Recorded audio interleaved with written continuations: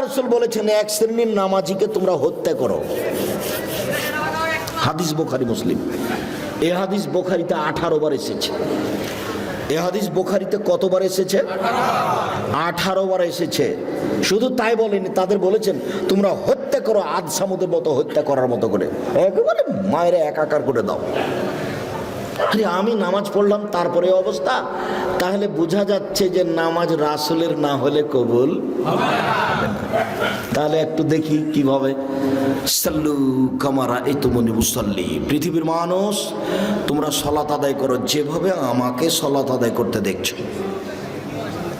তো এখন কি মুহাম্মদ সাল্লাল্লাহু আলাইহি ওয়াসাল্লাম বেঁচে আছেন? তো কিভাবে দেখবেন? হাদিস। ফাজাইল আমল, রিয়াজুস সলিহিন দেখেন, বুখারী দেখেন। বুখারী বললে তো মনটা খারাপ হবে, তো বুখারী থাকা পত আজকের জন্য। আজকের জন্য কি দেখতে বলছি?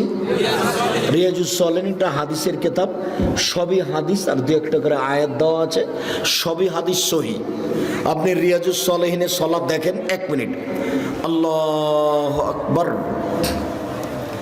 আল্লাহু আকবার বলার পূর্বে কোনো কথা বলবেন না। নাওয়াইতু নুসাল্লি বললেই চলে গেছেন। মানে আমার একটি কথা জানা থাকলে অন্যকে বলো, বনি ইসরাইলের কাহিনী বলো। কেউ যদি কোনো কথা আমার নামে বলে, সেই কথা যদি আমার না হয় তাহলে তার থাকার জায়গা জাহান্নাম। নয়তো নুসাল্লি আরবা রাকাতিল জোহরে, জোহরের 4 রাকাত সালাতের আমি নিয়ত করছি, মর্মে যদি কোনোদিন নিয়তের দোয়া প্রমাণ হয়ে যায়, আমি আব্দুর রাজ্জাক বিন ইউসুফ নোয়াখালী লক্ষ্মীপুর আসা তো দূরের কথা, আর জাতির সামনে দাঁড়াবই না। আল্লাহর কসম, আল্লাহর কসম, আমি আর কোনোদিন দাঁড়াবো না। যদি নাওয়াইতু নুসাল্লি আরবা রাকাতিল জোহরে, জোহরের 4 রাকাত নিয়ত করছি সালাতের, এটা যদি প্রমাণ হয়ে যায়। তো নিয়ত কি আব্দুর রাজ্জাক সাহেব? মনের পরিকল্পনা। ওই যে আজান হয়েছে, এখন অজু করতে যাচ্ছেন, বলেন তো কিসের অজু করতে যাবেন? সালাতের, জোহরের সালাতের। এটার নাম নিয়ত। যেটা অন্তরে জাগে, যেটা ভাবেন, সেটার নাম নিয়ত। নিয়ত মুখে নয়।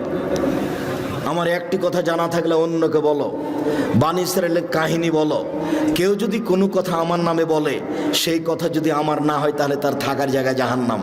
সালাম ফেরার পরে আপনি মাথায় হাত দেন, আমি নিষেধ করিনি। তো যদি মাথায় হাত না দেওয়া থাকে তাহলে কি হবে? আপনি অজু করার সময় কাঁধ মাসা করেন, আমি আপনার কাঁধ মাসা বন্ধ করতে আসিনি, করেন আপনি। কিন্তু মুহাম্মদ সাল্লাল্লাহু আলাইহি সাল্লামের যদি প্রমাণ না হয়ে থাকে কাঁধ মাসা, তাহলে আপনার কি হবে? তাহলে আপনি বিবেচনা করে দেখেন, হুজুরকে বলেন, আপনি তো খুব ভালোবাসেন, আপনারা সমাজের দায়িত্ব পালন করেন, হুজুরকে মাঝে মধ্যে দাওয়াত দেন, খাওয়ারও দেন। বলবেন আগামীকালকে, আহমদ মাওলানা সাহেব আপনাকে আমরা খুব ভালোবাসি, বেশ ভালো মন্দ বাড়িতে হলে আদর করে খাওয়ায় বটে, দয়া করে কাঁধ মাসা করার হাদিসটা উল্লেখ করবেন।